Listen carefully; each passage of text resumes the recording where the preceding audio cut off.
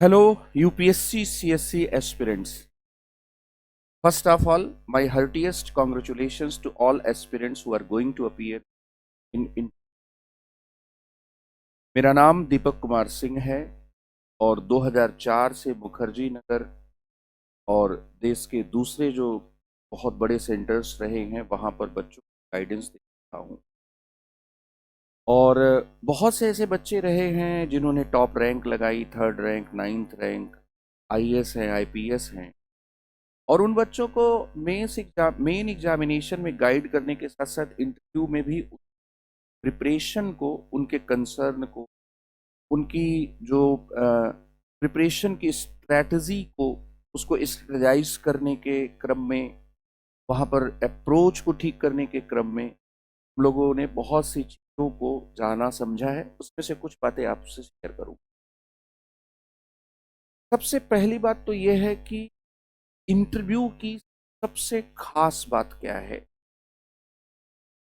Interview भी एक क्या है, कम्युनिकेशन है, और इसमें भी आपको जो स्पीकर है उसको, या जो प्रश्न पूछने वाला व्यक्ति है उसको सब्जेक्टिवली या ऑब्जेक्टिवली क्या है, कन्विंस करना होता है। किसी भी कम्युनिकेशन आपको फाइनली, अल्टीमेटली, अगर आप अपने जवाब से आप सेटिस्फाई कर ले जाते हैं तो वो कम्युनिकेशन क्या है, इफेक्टिव माना जाता है। आईएएस इंटरव्यू में भी ये बात है। लेकिन सवाल ये उठता है कि आईएएस का जो इंटरव्यू होता है उसमें हम कैसे इस लेवल पर पहुंचे कि सब्जेक्टिवली या ऑब्जेक्टिवली प्रश्न पूछने वाले बोर्ड को, पैनलिस्ट को सेटिस्फाई किया। इसके लिए बहुत जरूरी है कि अपनी प्रिपरेशन को 4-5 एस्पेक्ट्स में बांट लेना। और जब ये 4-5 एस्पेक्ट्स में आप बांट लें तो जो DAF2 आप भरते हैं, जो आपने भर दिया होगा, फिल कर दिया होगा मेंस के बाद, जो अभी जस्ट 12 दिसंबर तक या जो आपको भरना था, और जो पहले जो आपने एक DAF भरा है उसके जितने कॉलम्स की इंफॉर्मेशन है उसको अगर हम लोग कैटेगराइज करें तो इंटरव्यू जो है, आईएएस का जो इंटरव्यू है, इस इंटरव्यू की प्रिपरेशन में आपको सबसे पहले अपने बारे में तैयार करना चाहिए। अबाउट योर सेल्फ, अपने बारे में आप क्या है तैयार करें। और इसे डैफ के जितने भी कॉलम्स हैं उनसे आप इसको क्या कर लें, लिंक कर लें। ऐसे भी जब भी हम लोग किसी व्यक्ति से मिलते हैं तो उसके कुछ सवाल होते हैं जो एक समझने के लिहाज से, एक नॉर्मल जो सोशल रिलेशन होता है उस सोशल रिलेशन के लिहाज से जरूरी होते हैं। तो यहां पर भी ये चीजें क्या लागू होती। दूसरा, आपका प्लेस क्या है, योर प्लेस जो है, इसके बारे में भी आपको बहुत अच्छी तैयारी क्या करनी है। तीसरा, जो आपका ऑप्शनल है, ऑप्शनल सब्जेक्ट्स के बारे में भी आपको अच्छी तैयारी रखनी है। एक तीसरा एस्पेक्ट ये है। चौथा, जो आप कैडर ऑप्ट करने जा रहे हैं और इसके साथ ही जिन सर्विसेज को आप प्रेफरेंस दे रहे हैं, ऊपर भर रहे हैं, तो कैडर और सर्विसेज को लेकर भी आपका क्या थॉट है, क्यों आप किसी सर्विस को ऊपर रख रहे हैं, इन सब पर भी आपको तैयारी करनी होती है। और आपकी तैयारी का जो एक फिफ्थ एस्पेक्ट है, वो फिफ्थ एस्पेक्ट होता है कि आप नेशनल एंड जो इंटरनेशनल जो इश्यूज हैं, इन इंटरनेशनल इश्यूज को बहुत अच्छे तरीके से क्या है, आप क्या है तैयार कर ले। इंटरनेशनल जो इश्यूज हैं इसको बहुत अच्छे तरीके से। सबसे पहले अबाउट योरसेल्फ को देखें कि जब आप इंटरव्यू की प्रिपरेशन करते हैं और कोई भी इंटरव्यू की आप प्रिपरेशन करते हैं तो वहां पर हमेशा अपने बारे में, अबाउट योरसेल्फ के बारे में आपको तैयारी करनी ही होती है।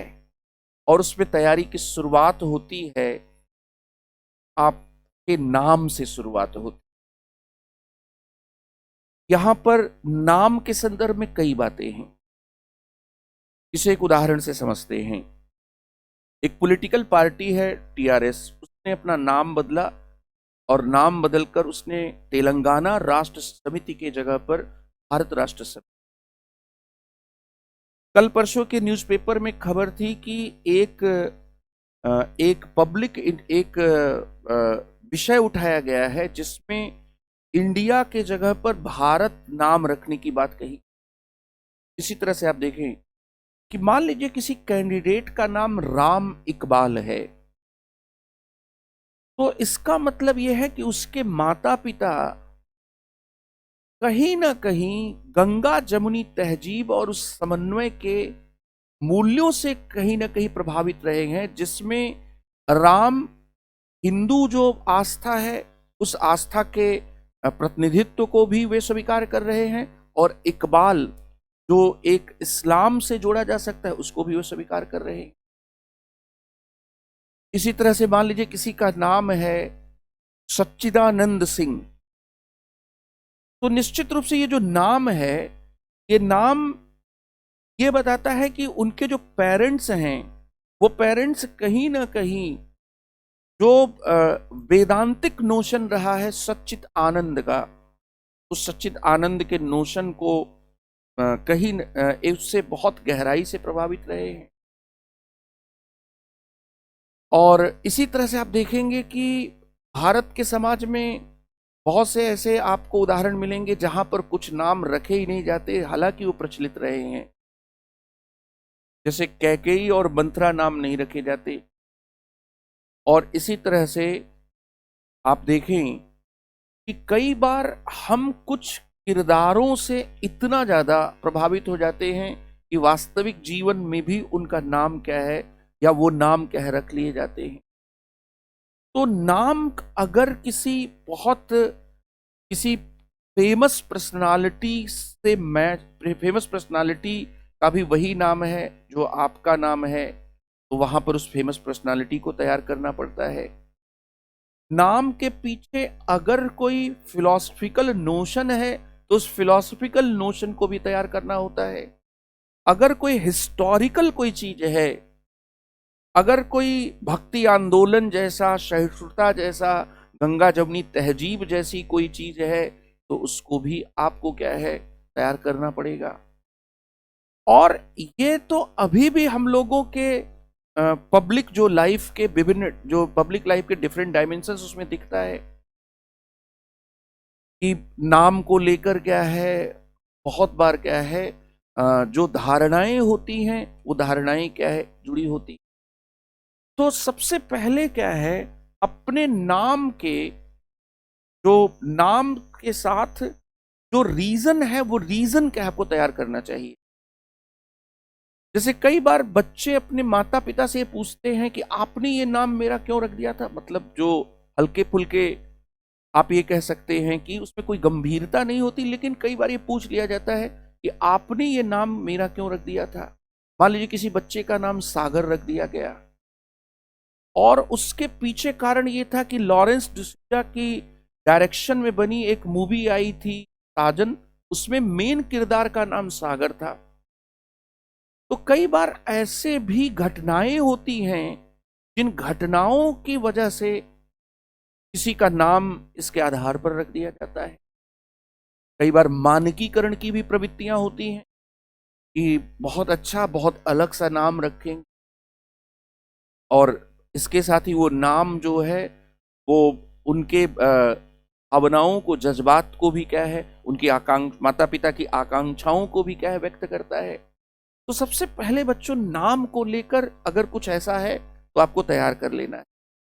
और इसी तरह से आपने डैप में जो भी अपना ईमेल दिया है, इस ईमेल के बारे में भी आपको एक कहा जाता है कि फेमस थिंकर अरस्तु ने कहा था, इस दुनिया में जो भी चीजें होती हैं उनका कोई रीजन या पर्पज होता है। आप जानते होंगे कि कहा जाता है कि जो टेलियोलॉजिकल थॉट है वो इसको क्या है मानता है। तो ईमेल में भी अगर हमने कोई ईमेल बनाया है तो कई बार हम सिंप्लिसिटी के थॉट से क्या है गाइड होते हैं। कई बार हमें लगता है कि नहीं, कुछ यूनिक होना चाहिए, अलग होना चाहिए। कई बार ये भी होता है कि कुछ प्रैक्टिकल जो है मजबूरियां होती हैं कि आप जो ईमेल बनाना चाहते हैं अपने नाम से वो मिलता नहीं। तो वो सब आपको क्या है, आपके माइंड में इसको लेकर अगर कोई रीजन पूछा जाए तो आप रीजन बता सके कि सर मैंने ये ईमेल इसलिए बना दिया क्योंकि जब मैं सर्वर पर गया और या वहाँ जब मैंने ईमेल आईडी क्या है सर्च करना शुरू किया तो ये ईमेल आईडी जो है यही मिली। बहुत सिंपल सी बात है। और मुझे लगा कि भाई जैसे पहले वाले एड्रेस जो होते थे तो एड्रेस में जो नंबर आता था तो वो नंबर वो हमारे ऊपर तो डिपेंड करता नहीं था। वो नंबर जो मिल जाए मोहल्ले में मकान का जो नंबर मिल जाए वैसे ही ईमेल में भी हो सकता है। तो आपको अपना एक रीजन यहाँ पर क्या है बच्चों क्या है देने के लिए क्या है तैयार रहना होगा। इसके साथ ही इसी तरह की चीजें जो हैं डेट ऑफ बर्थ से जुड़ी हैं। मान लीजिए किसी की डेट ऑफ बर्थ जो है वो 2 अक्टूबर है तो ये बापू का भी डेट ऑफ बर्थ है और बापू का डेट ऑफ बर्थ है। तो ऐसी स्थिति में अगर कोई सवाल बनता है तो बातें महात्मा गांधी की तरफ घूम जाएंगी। तो डेट ऑफ बर्थ पर भी इस तरह की, या मान लीजिए कि कोई ऐसी डेट ऑफ बर्थ है जो किसी प्रसिद्ध घटना से जुड़ी हुई है, पॉजिटिव है निगेटिव है। जैसे मान लीजिए कि किसी की डेट ऑफ बर्थ जो है वो 26 नवंबर उसमें आ रहा है, ईयर की मैं बात नहीं कर रहा हूं, ईयर तो मैच करेगा नहीं। अब यहां पर 26 नवंबर आ रहा है तो 26 नवंबर का पॉजिटिव एस्पेक्ट क्या है, 26 नवंबर को हमारा संविधान अपनाया गया था और 26 नवंबर को ही भारत की वाणिज्यिक राजधानी कही जाने वाली मुंबई पर टेरर अटैक भी हुआ था। तो ये दोनों चीजें क्या है आपको तैयार क्या है रखनी होंगी। ये कहा जाता है कि आपकी जो प्रवृत्तियां होनी चाहिए उनमें एक क्या है कि उनमें एक रीजनेबलनेस क्या दिखना चाहिए, कि रीजन कहीं ना कहीं क्या दिखना चाहिए। Name, email, date of birth. फिर इसके साथ ही बच्चों यहां पर होता है जो मैरिटल स्टेटस है, इस मैरिटल स्टेटस को भी आपको तैयार रखना है। अगर शादी हो गई है तो वहां पर जो भी उसके पीछे बैकग्राउंड है उस बैकग्राउंड को ध्यान में रखना है। और अगर नहीं हुई है तो फिर इस प्रकार के प्रश्नों से क्या है आप बच जाएंगे। यहां पर इन सब के साथ ही बच्चों एक और यहां पर बात है कि आप जिस कम्युनिटी से या जिस कैटेगरी से बिलोंग करते हैं, ये जो कैटेगरी है तो ये फॉर्म में ये कैटेगरी क्या है भरनी होती है कि आप जनरल हैं या ईडब्ल्यूएस हैं या फिर इसी तरह से ओबीसी, एससी, एसटी, जो भी इसमें कैटेगरी है, ओबीसी, एससी, एसटी। तो यहां पर इस कैटेगरी के बारे में आपको क्या है एक समझ होनी चाहिए। और ये बात मैंने पहले भी अपने एक सेशन में कही थी कि जैसे इकोनॉमिकली वीकर सेक्शन को लेकर सुप्रीम कोर्ट तक मामला गया और कॉन्स्टिट्यूशन अमेंडमेंट 103 को चैलेंज किया गया। तो ये जो चैलेंज था, ये चैलेंज में जो एक एनजीओ था जनहित अभियान ने चैलेंज किया था। तो चैलेंज करने के ग्राउंड क्या थे, वो 3-4 ग्राउंड क्या थे जिस पर चैलेंज किया गया था ईडब्ल्यूएस कैटेगरी के रिजर्वेशन को, ये थोड़ा पता होना चाहिए। इसके साथ ही अगर यहां पर कोई माइनॉरिटी स्टेटस है तो वहां से भी क्या सवाल पूछा जा सकता है। इसका मतलब यह है कि आप अपने बारे में जो भी चीजें हैं उन चीजों का एक लॉजिक या कुछ अपने से जुड़े हुए जो फैक्ट्स हैं उन फैक्ट्स के पीछे का जो एक बैकग्राउंड है उस बैकग्राउंड को क्या है आप बता सकें, ये आपको अपनी तैयारी में ध्यान में रखना है। इसके साथ ही बच्चों यहां पर जब आप डैफ 2 को डिटेल्ड एप्लीकेशन फॉर्म 2 को देखते हैं तो डैफ 2 में आप वहां पर पाएंगे कि आपको बताना है कि अगर आपने यूनिवर्सिटी लाइफ में कोई प्राइजेस आपने हासिल की है, अगर आपने कोई क्या है कोई क्या है गोल्ड मेडल वगैरह क्या है आपने कोई मेडल हासिल किया है, या प्राइजेस या मेडल के अलावा आपको अगर कोई स्कॉलरशिप मिली है तो इस स्कॉलरशिप मेडल या प्राइजेस के बारे में भी आपको तैयारी क्या रखनी पड़ेगी। ये डैफ 2 में इंक्लूडेड है। इनफैक्ट जो एजुकेशनल बैकग्राउंड के बारे में जब आप बताते हैं तो एजुकेशनल बैकग्राउंड के बाद में ये सब क्या है चीजें आपसे पूछी जाती हैं। तो यहां पर प्राइजेस मेडल स्कॉलरशिप, इसके साथ ही स्पेसिफिक रूप से मेंशन है डैफ 2 में कि अगर आपने कोई भी लीडरशिप कहीं पर भी की है, कोई डिस्टिंक्शन है आपके लाइफ में, तो उस लीडरशिप के बारे में भी क्या है आपको क्या है यहां पर तैयारी इसलिए रखनी पड़ेगी क्योंकि उससे रिलेटेड जो डॉक्यूमेंट्स हैं वो डॉक्यूमेंट्स क्या है आपसे मांगे जाते हैं। और इसके साथ ही एक कॉलम होता है डैफ 2 में कि अगर आपने आपकी कोई एक्स्ट्रा करिकुलर एक्टिविटीज हैं तो उनको भी क्या है आप तैयार करें, जिसको हम लोग यहां पर ये कहेंगे कि वो हॉबीज से क्या है जुड़ी हुई हैं। जो हॉबीज हैं वो क्या है उससे क्या है जुड़ी हुई। कुछ चीजें हम लोग क्या करते हैं शौक में करते हैं, उन चीजों में हमारी रुचि होती है और वो चीजें धीरे धीरे क्या हो जाती हैं आदत हो जाती हैं। तो ये हमारे एक तरह से क्या है इंटरेस्ट को भी शो करती हैं। इंटरेस्ट को शो करने वाली ऐसी चीजों को हॉबी कहते हैं।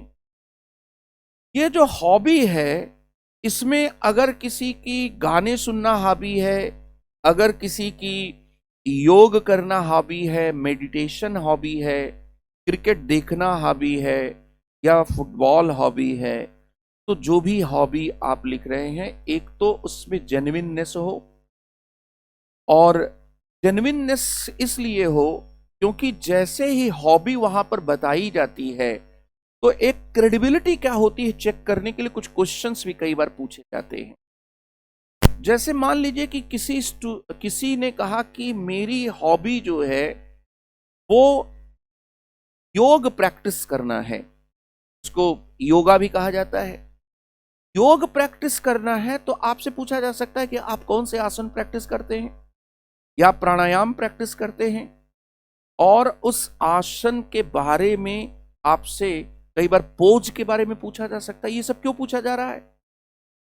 क्योंकि जो आपने कहा है अपने बारे में उसकी क्रेडिबिलिटी को चेक करने के लिए आपका अवेयरनेस, इसके साथ ही आप कितना अपनी चीजों के साथ क्या है अपनी जो चीजें हैं उनके साथ कितना आप सचेतता के साथ, अवेयरनेस के साथ जुड़े हुए, कॉन्शियसनेस के साथ जुड़े हुए हैं, सब बातों को चेक। तो ये जो लिस्ट है बच्चों अभी भी पूरी नहीं हुई। इसके साथ ही जो आपकी बच्चों एजुकेशनल जो एक्टिविटीज हैं या जो आपका एजुकेशनल जो बैकग्राउंड है उस एजुकेशनल बैकग्राउंड के बारे में भी यहीं पर क्या है आपको तैयारी क्या है रखनी है।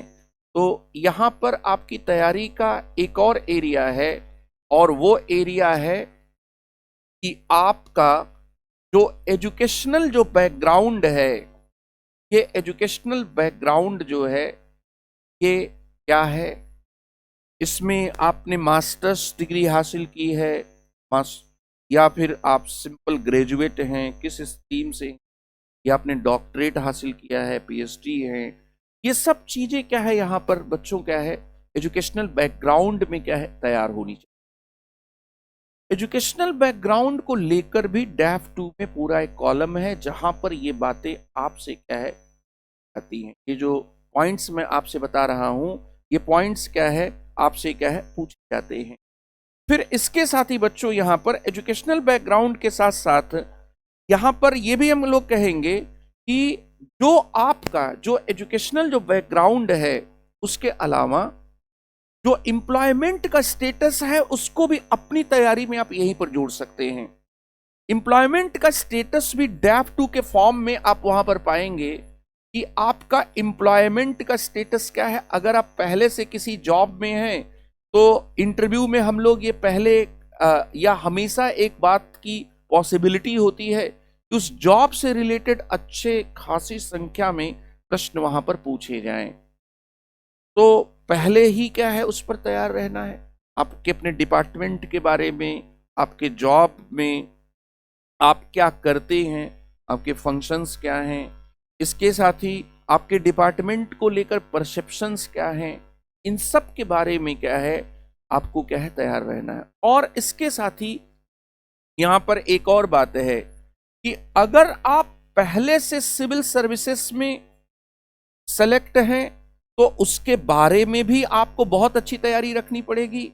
और अगर आप किसी अदर कॉम्पिटिटिव एग्जाम में अगर आप सेलेक्ट हैं तो वहां पर उस अदर कॉम्पिटिटिव एग्जाम के बारे में भी क्या तैयारी रखनी होगी। यूपीएससी अपने डैफ 2 में ये बात भी पूछती है कि आप अदर जो कॉम्पिटिटिव एग्जाम में, या मान लीजिए कि आपने डिफेंस सर्विस में आप पहले से हैं और आप सिविल सर्विसेज का इंटरव्यू देने जा रहे हैं, तो इसका रीजन क्या है, इस रीजन से जुड़े हुए क्वेश्चन भी क्या है आपसे पूछे जाएंगे। तो ये सबसे पहला क्या है एक एरिया है जहां पर आपको अपनी प्रिपरेशन को इन डिफरेंट क्या है डिफरेंट पॉइंट्स के पर्सपेक्टिव में क्या है तैयार करना है। एक डायरी बना लेना चाहिए और उस डायरी में इनको क्या है लिखना और इस पर क्या क्या क्वेश्चंस क्या है बन रहे हैं इसको क्या है प्रिपेयर करना चाहिए। ये एक ट्रेडिशनल तरीका है लेकिन बहुत कारगर होता है।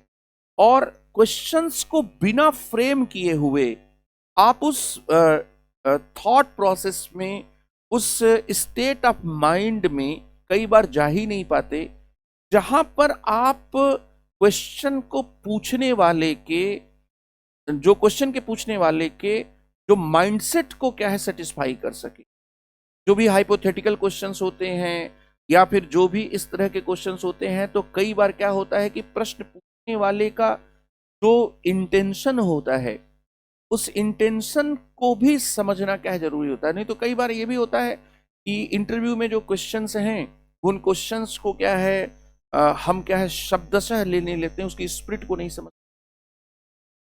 जैसे मेरे एक स्टूडेंट अवधेश पाठक, वेस्ट बंगाल कैडर आईपीएस, और प्रवीण तलहा मैम किसी जमाने में होती थी, तो उनके बोर्ड में अवधेश पाठक का इंटरव्यू पड़ा और उन्होंने अपनी हॉबी में लिखा था योग करना।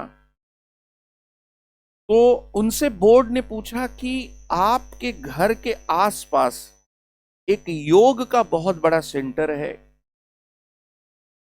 अब इन्होंने अपने डिस्ट्रिक्ट के आसपास 100-200 किलोमीटर में निगाह दौड़ाई और सोचा, और कुछ भी क्या है इनको उसका आंसर नहीं आ रहा था।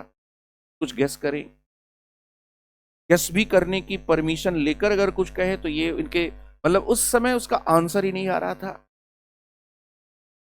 बाद में जब ये बोर्ड से बाहर निकले तो इनको लगा कि शायद जो है बिहार में एक मुंगेर नाम की जगह है जहां पर योग का एक बहुत बड़ा सेंटर है और उसके बारे में क्या है पूछा जा रहा है या उसके बारे में पूछा गया। तो कई बार इंटरव्यू में क्या होता है कि प्रश्न पूछने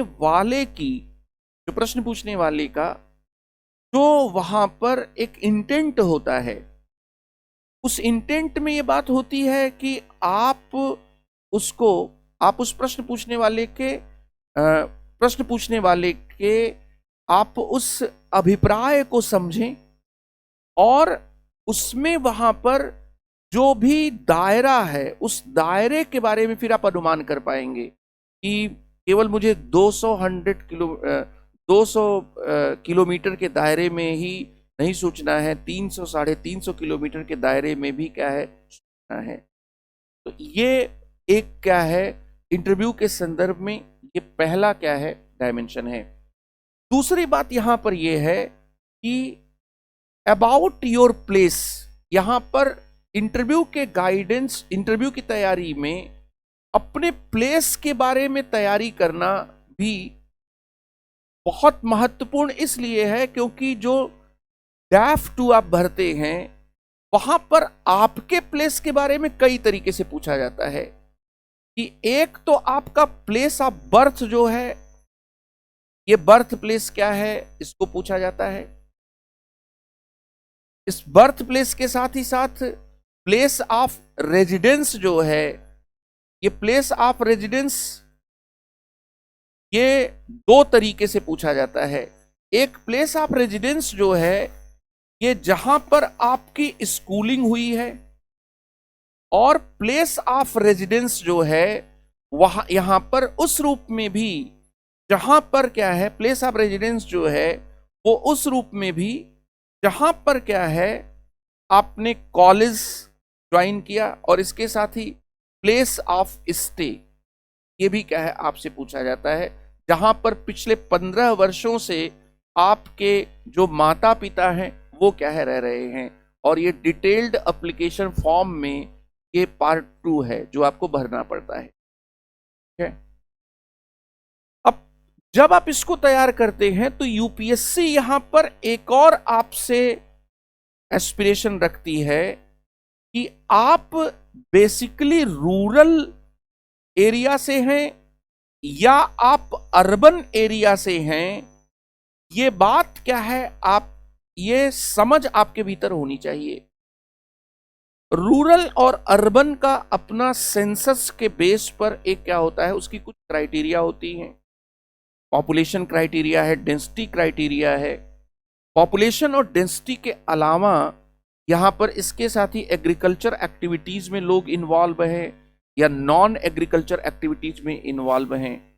5000 से पॉपुलेशन कम, पॉपुलेशन अगर ज्यादा है और पर स्क्वायर किलोमीटर 400 से ज्यादा लोग रहते हैं और 75% से ज्यादा लोग नॉन एग्रीकल्चर एक्टिविटीज में इन्वॉल्व हैं, तो ऐसे एरिया को अर्बन एरिया कहते हैं। और फिर इसमें क्या है एक सीधा सा फार्मूला है कि अगर आप किसी छोटे से कस्बे में हैं तो आप देखिए कि वहां पर नगर पंचायत है कि नहीं। अगर नगर पंचायत नहीं है तो इसका मतलब कि वो उसकी जो पॉपुलेशन है वो पॉपुलेशन क्या है 5000 से भी कम हो सकती है। फिर इसी तरह से आप ये देखें कि नगर पालिका है, मेट्रोपॉलिटन एरिया है, गांव है, तो गांव है तो फिर उसमें ग्राम सभा कौन सी है, ग्राम सभा क्या है, ग्राम पंचायत क्या है, ये सब आपको क्या है पता होना चाहिए। मतलब ये सब चीजें क्या है पता होनी चाहिए। यूपीएससी कहती भी है कि आप रूरल अर्बन को क्या है इसको समझ कर आए। यहां पर ये सवाल आपसे क्या है पूछा जा सकता है। इसके साथ ही जब आप किसी प्लेस को तैयार करते हैं, जैसे आप किसी भी व्यक्ति से मिलेंगे तो उस व्यक्ति से मिलने के बाद वो पूछा जाएगा, आप वो समझने के लिए पूछा जाता है कि आप कहां से हैं। और फिर उसके बाद क्या है कि आप जहां से भी हैं उसके बारे में कोई बहुत अगर फेमस पर्सनालिटी है, कोई फेमस प्लेस है तो उसके बारे में लोग पूछें।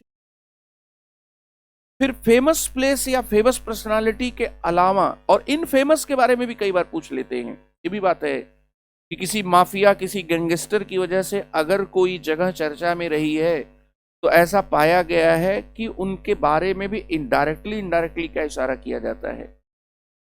इसके साथ ही जब आप अपने बर्थ प्लेस को तैयार करते हैं या प्लेस ऑफ रेजिडेंस को तैयार करते हैं, प्लेस ऑफ स्टे जहां पर अपने पेरेंट्स के साथ आप रह रहे हैं उसको तैयार करते हैं, तो वहां पर आप कुल मिलाकर क्या क्या चीजें आपको ध्यान में रखनी होती। अगर आप एक लॉजिकल आंसर, कन्विंसिंग आंसर किसी भी चीज का देते हैं तो आपको अपने आंसर्स को फैक्ट से सबस्टेंटिएट करना होता है।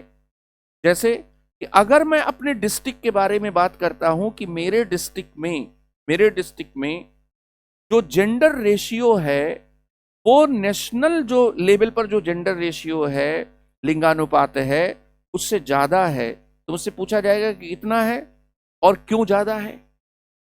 इसका मतलब यह है कि सबसे पहले जब आप प्रिपरेशन शुरू करें अपने यहां पर, तो अपने, अगर आप किसी गांव से बिलोंग करते हैं, अगर आप किसी टाउन से बिलोंग करते हैं, या आप किसी सिटी से बिलोंग करते हैं, तो उस गांव, कस्बे या शहर के हिस्ट्री को थोड़ा सा जाने।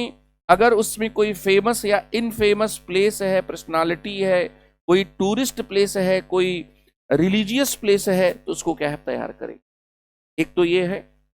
दूसरी बात यहां पर यह है कि गांव, कस्बे, शहर को तैयार करने के साथ साथ बच्चों, आपको अपने डिस्ट्रिक्ट का, जिस डिस्ट्रिक्ट से आप बिलोंग करते हैं, उसकी जो पॉपुलेशन है, उस पॉपुलेशन को क्या है आप तैयार, पॉपुलेशन को भी एक निगाह में रखना जरूरी है। इसके साथ ही यहां पॉपुलेशन के साथ साथ अगर सिटी है तो यहां पर इसके साथ ही डेंसिटी वगैरह को भी थोड़ा ध्यान रखना जरूरी है। और इसके अलावा कितने लोकसभा की कॉन्स्टिट्यूएंसीज हैं, लोकसभा कॉन्स्टिट्यूएंसीज कितनी हैं, कितनी विधानसभाएं हैं, और इसके साथ ही कितना जो है, कितनी भी रेवेन्यू यूनिट्स हैं जिनको तहसील कहा जाता है, उन रेवेन्यू यूनिट्स को तैयार करें। ये सब जानकारी कई बार इनडायरेक्ट लेवल पर जब आप अपने क्वेश्चंस में अपनी बातों को फैक्ट्स के थ्रू सबस्टेंटिएट करते हैं, तो इसके वहां पर बहुत क्या उपयोगी होता है। हो सकता है कि डायरेक्टली क्वेश्चन ना पूछा जाए, लेकिन आपके मेंबर ऑफ पार्लियामेंट कौन, जो लोकसभा के मेंबर कौन हैं, जो लोकसभा में रिप्रेजेंट करते हैं आपके डिस्ट्रिक्ट को, अगर वो कोई मिनिस्टर हैं तो वो भी आपको पता होना चाहिए।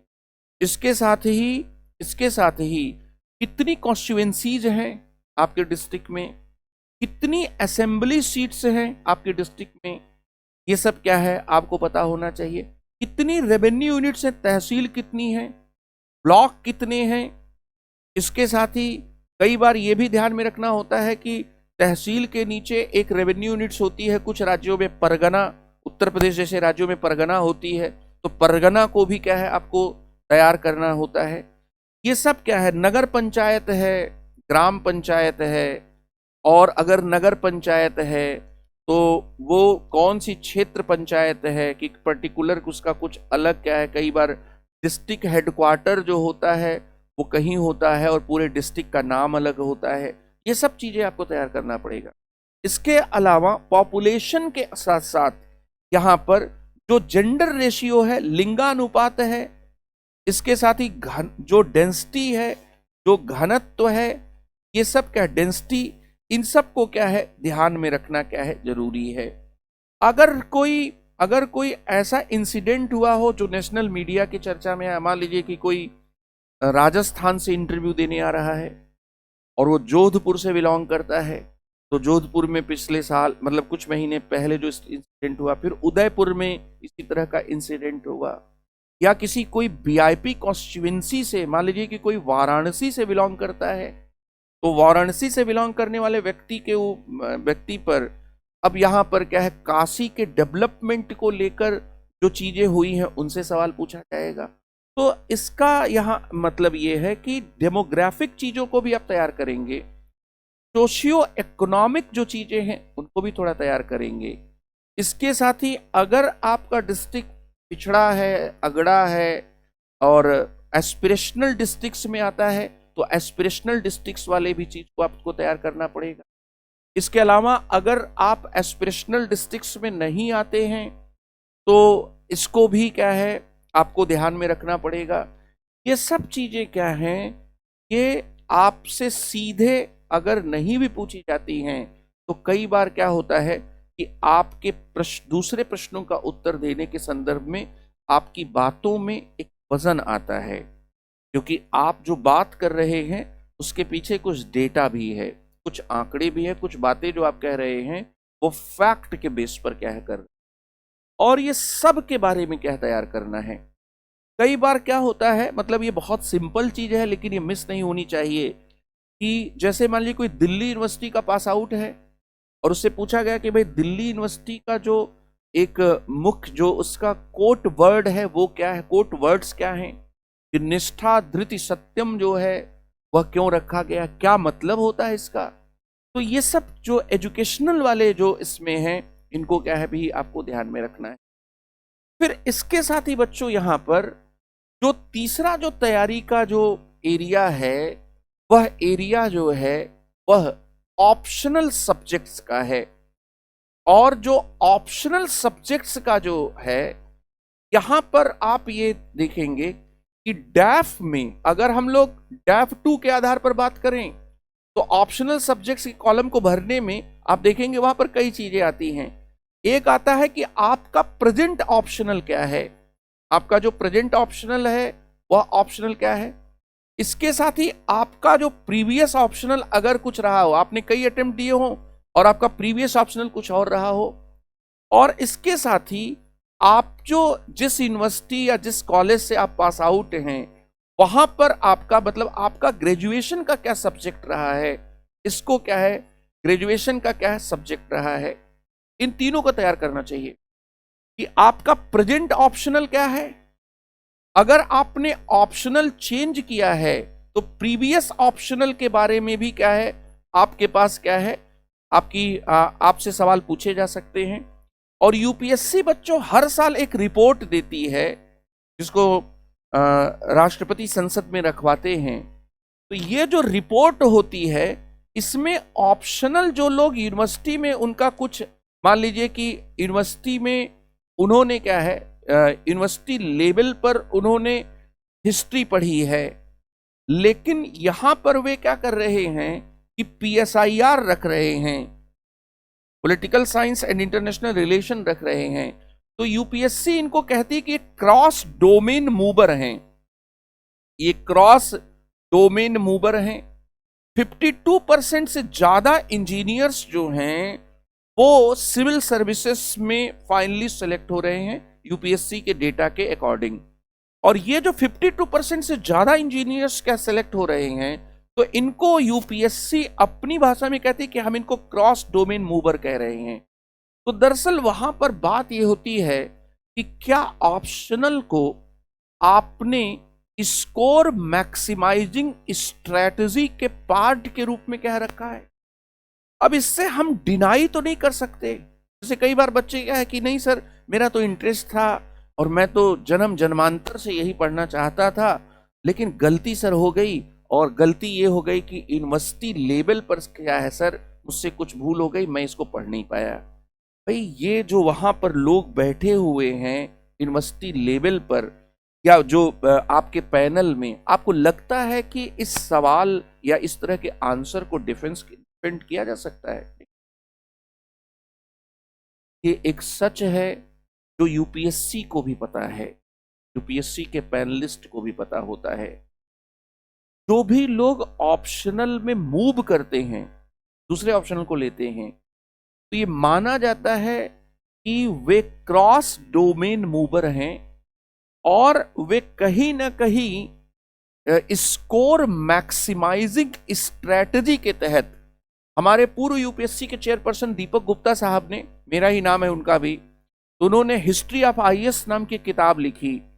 हिस्ट्री ऑफ आईएएस नाम की किताब में उन्होंने इसको पूरा डिस्कस किया है कि स्कोर मैक्सिमाइजिंग जो स्ट्रेटजी है, इस स्ट्रेटजी के तहत क्या है ऑप्शनल्स को क्या है लिया जाता है। तो इसको एक्सेप्ट कर लें कि सर मुझे लगा कि सिलेक्शन में अच्छी रैंक लाने के लिए, प्रॉपर आईएएस बनने के लिए, इस ऑप्शनल में जो यूपीएससी की डिमांड है उस डिमांड के अकॉर्डिंग मैं ज़्यादा अच्छा कर सकता हूँ, और इसको एक्सेप्ट करके बात करें। क्योंकि ये इसको अगर कोई और रीज़न है आपके पास तो जेन्युइन रीज़न को आप बता सकते हैं, लेकिन यहाँ पर डैप के साथ इस बात को आपको ध्यान में रखना है। और वो इसको कह भी रहे हैं कि आप इसके बारे में लिखें, तो लिखें तो इसको एक्सप्लेन भी करने की आपके पास क्या है प्रवीण, आपके पास क्या है क्षमता होनी चाहिए। इसके साथ ही कि आपने क्या कोचिंग किया है, कोचिंग किया है तो आपने किस लेवल पर कोचिंग किया है, प्री के लेवल पर किया है, डेप में ये भी है, मेंस के लेवल पर किया है, या आपने इंटरव्यू के लेवल पर किया है। तो यहां पर क्या है, मुझे लगता है कि आपको क्या है इन ऑनेस्टी से इस बात का जवाब क्या है दे देना चाहिए। अगर आप यहां पर इसको रिवील नहीं करना चाहते हैं तो रिवील नहीं करना चाहते हैं तो उसका भी आपके पास एक स्ट्रांग ग्राउंड क्या है होना चाहिए कि सर ये है। लेकिन बाद में आजकल नाम वगैरह जब पब्लिश किया जाता है और कई कोचिंग्स नाम निकालती हैं तो फिर वहाँ पर क्या है एक कह सकते हैं कि क्राइसिस ऑफ इंटीग्रिटी या डाइल्यूटेड इंटीग्रिटी वाला मामला भी बनेगा। हालांकि वो मामला ऐसा नहीं है कि उसके आधार पर कुछ आपके ऊपर एक्शन लिया जा रहा है, लेकिन ये बात कही जाती है, ये बात है कि जब हम सच को बोलते हैं तो हमें याद नहीं रखना पड़ता है कि आगे क्या डिफेंड कर या आगे क्या छिपाना है, तो उसमें कॉन्फिडेंस हमारा क्या है बना रहता है। और इसीलिए एक मतलब एक सलाह ये दी जाती है कि अगर आप कुछ चीजों को बहुत अच्छे तरीके से अपने पॉइंट ऑफ व्यू के साथ प्रेजेंट करते हैं तो वहां पर आपको वहां पर बहुत सारी बातों को जो क्रॉस एग्जामिन में आपके क्रेडिबिलिटी को चेक करने के लिए पूछी जाएंगी, उसको लेकर क्या है आपको सोचना नहीं है, उसको लेकर आपको किसी भी प्रकार के क्या है सोच विचार में क्या है नहीं पड़ना है। तो ये बच्चों ऑप्शनल को लेकर क्या है DAF 2 में इस प्रकार के पॉइंट्स हैं। मैंने जो पहला लिया कि अपनी आपकी तैयारी कैसी होनी चाहिए या अपने बारे में जो तैयारी करते हैं, तो उसमें मैंने जो मेंस एग्जामिनेशन के दौरान जो DAF भरा जाता है उसको भी मैंने ले लिया, और इंटरव्यू के दौरान जो DAF 2 भरा जाता है उस DAF 2 के संदर्भ में यहाँ पर बातें की। फिर इसके साथ ही बच्चों यहाँ पर कि चौथा जो यहाँ पर जो मामला है, चौथा जो है इंटरव्यू प्रिपरेशन के संदर्भ में एक एरिया हम लोग ये कर सकते हैं कि हम होम स्टेट को ऑप्ट करना चाह रहे हैं, मोस्टली लोग ऑप्ट करना चाहते हैं, लेकिन ये लाए गए मार्क्स पर निर्भर करता है। और इसके साथ ही कैडर एंड सर्विसेज को लेकर हमारी जो जानकारी है वो इतनी जरूर होनी चाहिए कि हम यहाँ पर क्यों सर्विस में किसी को प्रिफर कर रहे हैं, इसकी हमारे पास एक अपनी वजह क्या होनी चाहिए। और जरूरी नहीं कि ये वजह सबके लिए एक जैसी हो, ये जरूरी नहीं, हो सकता है कि किसी को पुलिस सर्विसेज अच्छी लग रही हो और किसी को न अच्छी लगती हो, तो यहाँ पर वजह अलग अलग क्या हो सकती है। हो सकता है कि कोई ग्रुप ए की सर्विस को ऊपर रखना चाहता है इसलिए ग्रुप बी को नीचे न ले, लेकिन हो सकता है किसी को एग्जीक्यूटिव पोस्ट चाहिए, एग्जीक्यूटिव पोस्ट चाहिए तो अगर मान लीजिए कि डायनिक्स वगैरह है तो उसकी सर्विसेज को ऊपर लेकर आ सकता है। तो यहाँ पर क्या है कि हमारे इंडिविजुअल चॉइसेस भी होते हैं, और जब हम ऑनेस्टली इस बात को, मेरा अपना मानना रहा है इंटरव्यू में जो आपके चॉइस के पीछे के जो रीजंस हैं उनको अगर बहुत अच्छे तरीके से बताया जाए तो एक तो उस चीज को छिपाने के लिए जो बहुत सारे तर्क देने पड़ते हैं उनसे आप बच पाएंगे। बहुत सारा क्रेडिबिलिटी वाला कई बार ये चक्कर होता है वो भी क्या है नहीं होगा, स्ट्रेस भी कम होगा। तो कैडर एंड सर्विसेज को भी DAF 2 में क्या है जिसमें दिया गया, और जो जो जोन की बातें हैं, जो 5 जोन हैं, इन जोन के संदर्भ में भी क्या है आपको बहुत क्लैरिटी रखनी होगी। तो DAF 2 में यहाँ पर ये आपकी तैयारी का क्या है, ये 4th डायमेंशन है। और इसके साथ ही अपनी तैयारी को कंप्लीट करने के लिए और आप अपनी प्रिपरेशन को नेशनल और इंटरनेशनल जो यहाँ पर जो इशूज हैं उन इशूज को क्या है ध्यान में रखें। यहां पर मैं एक बात और कहना चाहता हूं कि कुछ चीजों से अवॉइड किया जाना चाहिए, जैसे कि कई बार बच्चे क्या है कि ऑप्शनल रिवीजन स्ट्रेटजी को इंटरव्यू की प्रिपरेशन का क्या है, एक पार्ट मान बैठते हैं कि वे ऑप्शनल रिवीजन स्ट्रेटजी पर क्या जाएंगे। ऑप्शनल रिवीजन स्ट्रेटजी को इंटरव्यू का पार्ट बनाना ये क्या है, ठीक। इससे मुझे लगता है कि स्टूडेंट्स के ऊपर बहुत कॉग्निटिव प्रेशर आ जाता है। और दूसरा सबसे बड़ा नुकसान ये होता है कि आप किस मोड में चले जाते हैं। आप इस मोड में चले जाते हैं कि ये याद नहीं कर पा रहा हूं, ये वाला भूल रहा है। आप दरअसल लिखने वाले मोड की जो जरूरी चीजें होती हैं उसमें चले जाते हैं। तो ऑप्शनल रिवीजन स्ट्रेटजी जो है, इसलिए कि ऑप्शनल पर कॉन्फिडेंस आ जाए, वो रिवीजन स्ट्रेटजी क्या है, वो बिल्कुल क्या है, ठीक नहीं होती। तो उस पर आपको नहीं जाना चाहिए। इससे एक बहुत बड़ा एक हम कह सकते हैं एक स्ट्रेस भी क्या है पैदा होता है। इसके साथ ही जो दूसरी बात है वो ये है कि अपने आंसर्स को रियलिस्टिक बनाए जाने की कोशिश की जानी चाहिए। प्रैक्टिकल प्रैग्मेटिक चीजें क्या होनी चाहिए, उसमें नॉर्मेटिव इनपुट जो है कि मैं ऐसा करूंगा ही, ऐसा ही होना चाहिए, इस प्रकार की बातें क्या है। मतलब यहां पर दूसरी बात यह है कि जो नॉर्मेटिव जो अप्रोच है, उस नॉर्मेटिव अप्रोच से, आइडियलिस्टिक अप्रोच से बचें और हमें क्या है एक रियलिस्टिक और एक हम लोग क्या है एक रियलिस्टिक और इसके साथ ही प्रैग्मेटिक अप्रोच क्या है अपनाएं। मतलब कुछ चीजों को एक्सेप्ट कर लें। एक्सेप्ट करने का मतलब यह है कि अगर आप ये कहेंगे कि भारत में न तो एडमिनिस्ट्रेटिव करप्शन है, न भारत में पॉलिटिकल करप्शन है, तो इतने पूछा जाएगा कि इतने फिर स्कैम कहां से हो रहे हैं। या आप ये कह रहे हैं कि आप आकर तुरंत खत्म कर देंगे, तो ये भी बात क्या है, ठीक नहीं है। यहाँ पर इस तरह की बात से भी क्या है बचा जाना चाहिए। एक और इंपॉर्टेंट बात है कि being correct is not sufficient. केवल सही होना ही काफी नहीं है, you must be exact. Exactness जो होती है ना, वो बहुत धार पैदा करती। तो कई बार क्या होता है कि हम जो आंसर की जो मूल बात होती है ना, उसमें पहली लाइन से ही नहीं आते, हम दूसरी तीसरी चौथी लाइन पर जाते हैं। इससे हमें बचना चाहिए। और ये तभी दूर होगा जब आप क्वेश्चन फ्रेम करके और ऐसा एज्यूम करेंगे कि सामने ये क्वेश्चंस क्या है पूछे जा रहे हैं, तो आप इसका अच्छा क्या है एक जवाब क्या है दे पाएंगे। तो ये सब जो बातें हैं बच्चों, इनको क्या है ध्यान में रखना है। और मैं फिर से आपको बहुत ही भविष्य के लिए बहुत बधाई शुभकामना देता हूं। और सबसे बड़ी बात यह है कि इन चीज़ों को क्या है आप ध्यान में रखते हुए, बिना स्ट्रेस लिए हुए, अपने आप को बैलेंस रखते हुए आप अपनी तैयारी को सही डायरेक्शन में, सही अप्रोच के साथ ले जाएंगे।